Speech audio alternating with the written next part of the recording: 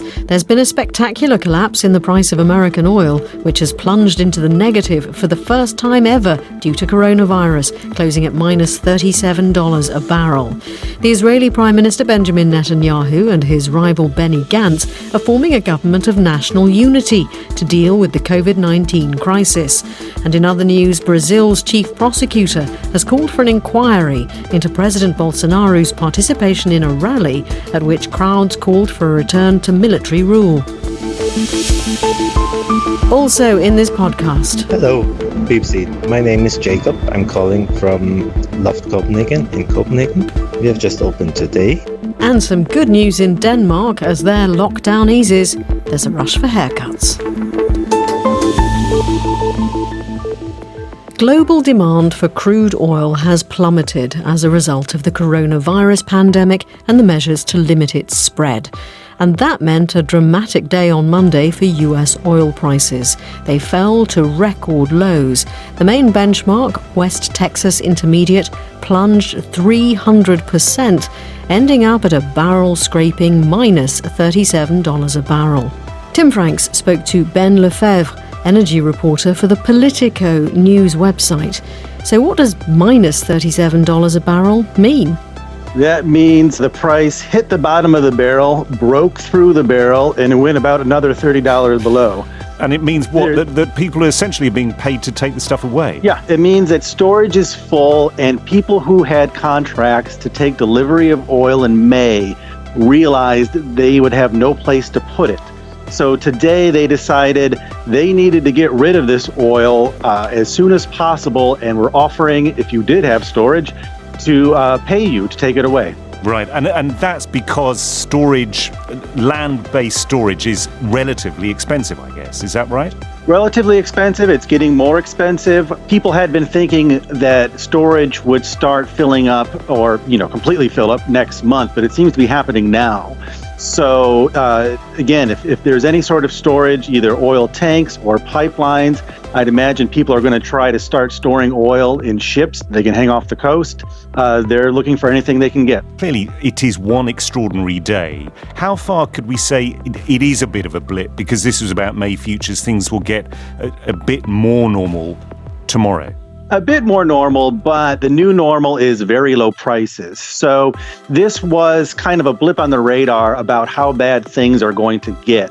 If people are already filled up for storage in May, when we start trading June contracts, it's going to show that there's not a lot of storage left out there for June either. So where some people thought with the OPEC oil cuts that were announced a couple of weeks ago might lift, prices up to $30 a barrel, I think now the thinking is going to be whether June is going to start falling below 20 pretty quickly. At what point are producers, frackers, going to start going out of business? Some of them already are. I've been getting a lot of emails saying, look, we saw Whiting Petroleum a couple of weeks ago announce bankruptcy.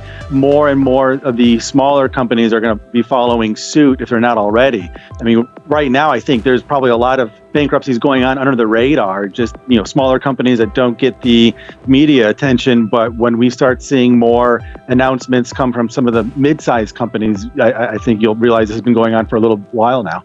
How far do you think this could cause political damage for President Trump? I think to a certain extent, the oil industry had been pretty big backers of Trump, but I think they've started to cool off. The White House has been talking a lot about how they want to help the industry, but they float a lot of ideas that don't get a lot of follow through. There's also not much that the White House, the federal government can do to help the U.S. industry. It's not a command economy as far as the oil industry goes, as maybe Saudi Arabia or Russia. But even if these companies and oil rig workers had been inclined to support President Trump, I mean, the U.S. looks like it's headed towards a depression, already in a recession. I think the broader economic falling of the U.S. is going to just turn a lot of heads away from Trump's reelection. Ben Lefebvre, energy reporter for the Politico news website. After 3 general elections and more than a year of political deadlock, Israel could finally have a new government. The Prime Minister Benjamin Netanyahu and his main rival, the Knesset Speaker Benny Gantz, say that because of the coronavirus pandemic, they've agreed to form an emergency administration of national unity. Our correspondent in Jerusalem is Tom Bateman. Well, the agreement has been reached after many, many weeks of really painful negotiations between the two key players, the current Prime Minister Benjamin Netanyahu and the man that was his challenger at the elections, his main political rival, the former General Benny Gantz. The reason this is extraordinary is that Mr. Gantz had, over the course of 3 elections, gone to the Israeli public saying that it was time to remove Mr. Netanyahu from office, that he shouldn't be in government, and that Mr. Gantz, more importantly, would never sit with him because Mr. Netanyahu is facing corruption charges or a corruption trial, allegations that he denies. But now what we have in the midst of the coronavirus pandemic is an agreement between the two to sit together in what they're calling a national emergency government, which would see Mr. Netanyahu, or sees Mr. Netanyahu, staying on as Prime Minister for the next 18 months, at which point, according to the agreement, Mr. Gantz would take over as Prime Minister. Given what Mr. Gantz has had to say about Mr. Netanyahu before, given all the deadlock that's been going on, is this deal likely to hold? Well, I think it will in the short term, and the reason for that is that Israel has been running out of options. There has been deadlock. There's been the ability of neither side to form a workable coalition. And so what you have really is the two biggest political parties in Israel, Mr. Netanyahu's Likud and the Blue and White Alliance that was forged by Benny Gantz, coming together. That said, Mr. Gantz has seen his alliance fragment and shatter. So I think it will hold simply because nobody could face the prospect of a 4th election. It was just simply untenable. I think what some of Mr. Netanyahu's allies might hope is that he can see a way through this by staying on as Prime Minister despite the agreement. Now, what Blue and White and Mr. Gantz hope that they have done is to build in fail-safes into the agreement that would absolutely prevent him being outmanoeuvred, any possibility of Mr. Netanyahu staying in office beyond that time. Tom Bateman in Israel.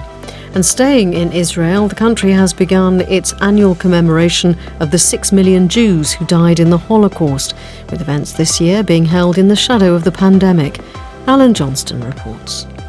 Israel's Day of Remembrance started at sunset and will go on through Tuesday. It began with a state ceremony.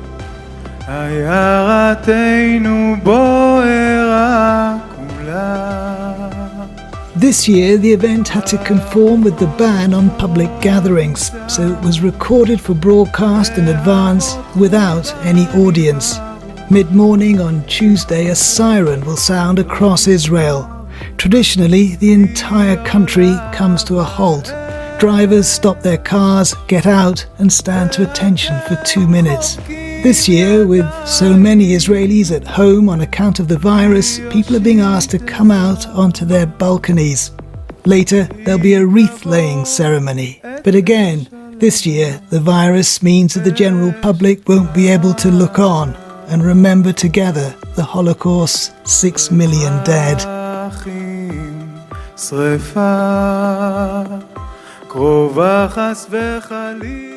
That report by Alan Johnston. The number of people currently confirmed to have the coronavirus in Italy has fallen for the first time. Officials announced a drop of 20 compared to the day before, with fewer people in intensive care beds. They called the figures in Europe's worst-hit country extremely encouraging. France joined Italy, Spain and the United States above the 20,000 mark.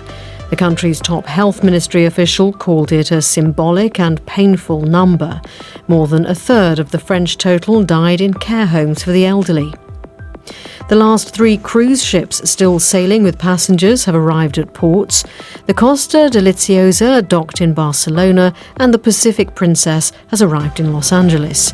Earlier, the MSC Magnifica docked in Marseille on the south coast of France. Its passengers last felt land beneath their feet 6 weeks ago when the ship left Wellington, New Zealand. Andy Gerber from Switzerland is one of those leaving the ship. He described the time he had on board.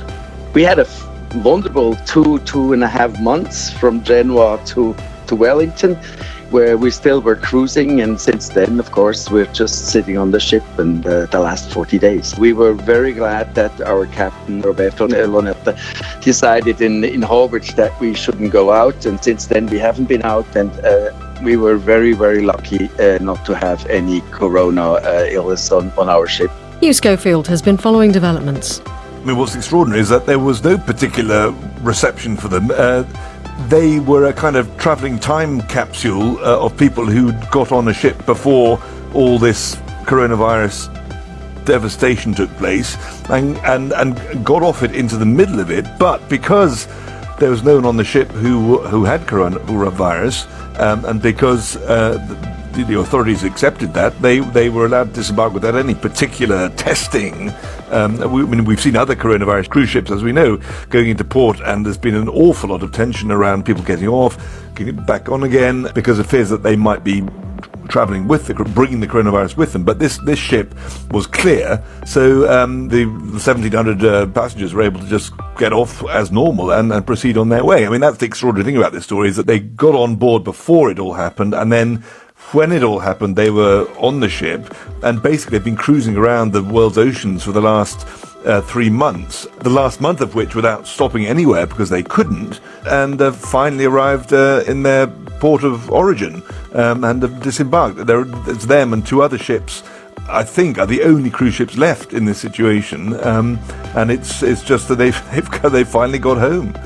As far as we're aware, because they hadn't been allowed to disembark and there have been no tests carried out because there have been no cases, how do they seem? Do they feel any the worse for their long trip at sea? They are very grateful to the captain for having taken the decisions that he took, which was basically when they were in Australia to cancel the rest of the trip, not to put into port anywhere, and to keep passengers on board. As a result, they were able to stay in isolation, and they were sure that they did not have on board the coronavirus. As a result, they've had this very long 40 days without any kind of contact with the outside world, but they've been able to stay on board and live a normal life. In fact, a normal life which no one else in the world is living, because they were one tiny pocket of people who were, it was clear, free of the virus. They were able to go on living with, giving each other the, social kissing and not keeping a distance and not wearing masks or anything like that, because they knew that they were all safe. Unlike everyone else in the world, practically, they were able to keep on living normally. That's all come to a sudden stop now, and now, they've all been, I think, given quite a sort of serious talking to and counselling about what awaits them, because for them it was not something terribly serious until now. Hugh Schofield in France. Nearly 140 asylum seekers at a hostel in the Portuguese capital, Lisbon, have been found to be infected with the coronavirus. Nearly 80% of those living there. Alison Roberts reports. All but a handful of the 175 asylum seekers housed in the Lisbon hostel have been found to be infected with the new coronavirus, the City Council confirmed on Monday. Residents were evacuated on Sunday after the first case was discovered and taken to Lisbon's central mosque for testing. Those testing negative have been taken back to the hostel, which has meanwhile been decontaminated. The Portuguese Council for Refugees, which assigns accommodation to asylum seekers while their applications are being processed, has expressed concern about the possibility that asylum seekers in other hostels might have become infected. Alison Roberts in Portugal. Denmark has relaxed some of its restrictions. From Monday, people have been able to get their hair cut professionally for the first time in quite a while. The BBC received this message from one hairdresser in Copenhagen. Hello, BBC. My name is Jacob. I'm calling from Loft Copenhagen in Copenhagen. We have just opened today, and we are really happy. The precautions we are doing is everybody has to sanitize their hands before they're entering. We are using masks to prevent anything bad. And we are just really happy to be open. It's busy. It's already full up in the calendar for the whole week, and the next week is also beginning to be very full. And customers are have very long hair and bad regrowth of color and so on. And they are really happy. They have been asking for quite some weeks now to come back, because we have been out of business for 1.5, some hairdressers up to 2 months. Of course, we are having a lot of help from the government and so on, but the money from there is not coming yet. So it's really good to come back to work, because now it's beginning to be a little bit rough with money to pay all the bills and so on. So we are happy and the customers are happy, and we hope everything is gonna be really great, and we hope it doesn't give any backfire, because we are also a little bit worried about having so many people coming around at one time. But we have to just take it very slowly and see what happens and go on as usual with all the precautions that we have to do. We have to make some breaks in between every customer so we can sanitize all the chairs and everything that people have touched. So we just hope for the best. Jacob, a hairdresser in Copenhagen in Denmark. Now, before we move on, a word from Thailand. Sawadika. Sawadee. Bonjour. This is Amanda, Elliot, and Rilla. We are 3 Canadians who listen to you from Bangkok, Thailand, after we had to evacuate from Laos. You're listening to the BBC World Service Podcast. Stay home and stay safe. Thanks for the great radio every day. And thank you for that. Now to South Africa, which has been under strict lockdown for 3 weeks. The authorities are scrambling to minimise the impact of coronavirus on its health system, economy and people. Thousands of those who are homeless have been rounded up and sent to makeshift shelters. So how are these people coping, and what's being done for those addicted to drugs like opioids? The BBC's Southern Africa correspondent Pumza Filani reports. Have you been in contact with someone who has coronavirus? I don't know coronavirus. Never met someone with coronavirus. Hundreds of homeless people rounded up when the lockdown began are being moved into a temporary shelter. They're being screened for the coronavirus on their way in. Sore throat? No, not sore throat, but coughing. Okay. Shortness of breath? On a big open field, there are large white tents and portable toilets. This will be home for the next few weeks at least. So there's going to be 24/7, there's going to be security watching us. So there's no coming in and coming out. So I hope this is going to be the best thing that's ever happened to us. I pray to God. The place is perfect. Outside is worse. There you get stabbed, there you get robbed. This place is helping the people. There's room for improvement though. Some have complained about meager food rations and the lack of social distancing. My other concern is that none of us here has been tested for the virus.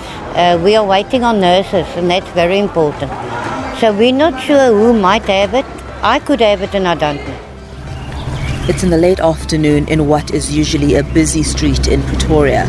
We're overlooking the city skyline. Just below are pavements.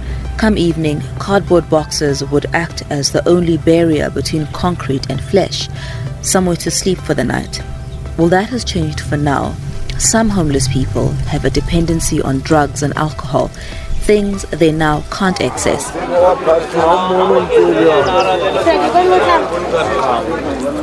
In another temporary shelter, this one a sports complex, hundreds of substance users queue for their daily dose of methadone. For those addicted to opioids, the methadone helps manage the withdrawal symptoms. Without methadone, we are nothing. Oyama Faye has lived on the streets for 10 years and has been on heroin for 9 of them. It's hard to take drugs. I lost my family. I lost everything of mine. How are you doing today, Oyama? Good, and yourself? I'm good, thanks. How are you feeling with the methadone? Methadone is a syrupy-looking liquid, meted out here into little plastic cups. The doses given are carefully managed. Do you remember how many mils you were on? Yes, 50. Opioid withdrawal is really extremely uncomfortable. It is also showing some of the similar symptoms that COVID-19 shows. Professor Yanni Hugo heads the Department of Family Medicine at the University of Pretoria. We spoke by Skype. You need to have a quick response. I mean, we put 200-300 people on opioid substitution in one day. You've got the issue of a large group having the cravings, and that causes problems. So you need to manage the withdrawal and the cravings in order to stabilize the lockdown of homeless people. Social Development Minister Lindy Wezulu says COVID-19 is a learning curve for everyone. Yes, we did not have a plan because we didn't know that we were going to be in this place. But there was a plan for the ones who were already in our shelters who were already there. We were doing that work, but it wasn't at such a massive scale. But what happens after the lockdown? Is it back to the streets for Oyama and others? We're saying to the provinces, please don't hand them like cattle into some place because we need to give them the dignity they deserve. So let's pool our resources together and make sure that it remains high on the agenda. The weeks ahead are uncertain for all South Africans, but amongst the homeless, there's some relief that for the time being, they too have not been forgotten. That report by Pumza Filani in South Africa. In Malawi, some health workers have gone on strike in protest at dangerous working conditions, including a lack of protective gear. Nurses have long asked the government to address staff shortages and increase their salaries. Our correspondent in Malawi is Peter Jegwa. By and large, in public hospitals, nurses do not go to work because in the past, they have written to government to say that they had complaints, they needed certain things settled, and government has not heeded their complaints, and so they decided today to strike. One of the key demands, for example, is that they want the work burden of the health workers to be reduced because hospitals are understaffed. Nurses have also said in one of their other demands that they want protective equipment in taking care of patients, particularly at this time when there is the COVID-19. It's been very sad in most of Malawi. Government hospitals are for free, so they serve for most part the poorest of the poor. To suddenly go to hospital today and be told that there is no help has been devastating for some families. There were people who I am told in other parts who went to hospital, and there were circumstances where some doctors took it upon themselves to actually just take care of very desperate situations. But that's not what has happened everywhere else. For most part, people who've gone to hospital today have gone back without being assisted. That was Peter Jegwa in Malawi. Let's turn to Canada now and the shocking story of its worst mass shooting in modern history. Starting on Saturday night and in a rampage that lasted 12 hours, a gunman disguised as a police officer killed at least 18 people. The murders happened at different locations across Nova Scotia, a province in eastern Canada. The armed man was killed in a confrontation with police. Rhys Waters is a resident in Nova Scotia, and he told us more about the area. Nova Scotia is very, very small town, and it was kind of a huge shock to us. We've lived here for about 2 years, but most of the people we know who've lived here really value that kind of small town, quiet, low crime, very little happens here in terms of this kind of thing. And the outpouring is largely online, obviously because of the lockdown that's going on. There seems to be the desire for people to gather and to want to celebrate the lives of people who've been lost and try and deal with it together, but obviously that's so restricted. And tell us a little bit about what people are saying about the victims, the people who lost their lives in this incident. I understand that there was one RCMP officer and Royal Canadian Mounted Police officer. Yeah, the Mounties, yes. And everybody else, I believe, were civilians. My understanding from what has been said was there was motivation in the original beginning of the rampage, I suppose, and thereafter it was kind of random. And we've heard from people, again, it's small town, lots of people know each other, it's very kind of tight-knit, so you hear a lot of stories of people becoming victims while they were minding their own business and literally just outside their own homes or just doing their day-to-day thing. Now, you mentioned that most of the people who are talking about this are doing so online. They have vigils, they light candles, they spend time in close physical proximity. It must be quite difficult for people to try and do things differently now.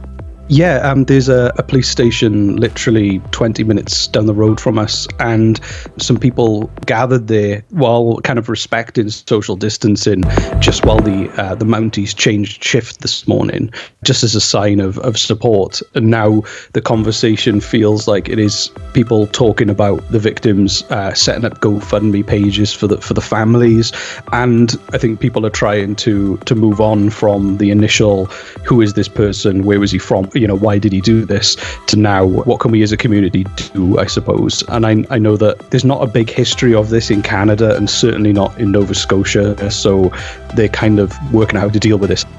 Reese Waters in Nova Scotia. Brazil's Prosecutor General Augusto Arias has asked the Supreme Court to open an inquiry into President Jair Bolsonaro's participation in a rally on Sunday at which hundreds of people called for a return of military rule. Our America's editor Leonardo Rocha reports. Mr. Bolsonaro, a former army captain, has always praised the role played by the military between 1964 and 1985. He has dismissed human rights violations as collateral damage and said the armed forces had saved Brazil from the threat of communism. But he may have gone too far this time by joining an anti-democracy rally. Mr. Arias said the president may have breached the national security law and the constitution. Mr. Bolsonaro has been at odds in recent weeks with the Supreme Court and Congress, who've accused him of not taking the coronavirus crisis seriously. Leonardo Rocha. While the coronavirus pandemic is inflicting untold damage and disruption to human life around the globe, wildlife protection officials in Thailand say they're seeing some real benefits. They say the seas in their part of the world are cleaner, the coral reefs are regenerating, and more large creatures like sharks and turtles are being seen closer to the shore. The details from our Southeast Asia correspondent, Jonathan Head. The correlation between the roaring success of Thailand's tourist industry and the destruction of its marine environment is already well known. Beaches on several islands have been closed to the public for several years, and the quick recovery of coral and other marine life there has been striking. Now, environmentalists are hoping that the collapse of tourism during the COVID-19 crisis will give wildlife a breathing space over a much larger area. Already they're seeing large numbers of sharks gathering close to beaches which would normally be crowded with holidaymakers, and there have been increased sightings of dugongs, dolphins and turtles. This year, endangered leatherback turtles are laying eggs here for the first time in 6 years. Their return actually predates COVID-19 by a couple of months, but national park officials hope that the undisturbed beaches will increase the prospect of future breeding. The greatest damage to marine life is caused by the thousands of tour boats that take tourists out to the best island beaches. These have almost all stopped running. But the government is desperate to see the tourist industry, around 1/5 of the Thai economy, restarted as soon as possible. The industry has run opinion polls in China, showing that people there, who normally comprise 1/3 of the 35 million foreign visitors to Thailand every year, are keen to return. The reprieve for Thailand's marine environment may only be a short one.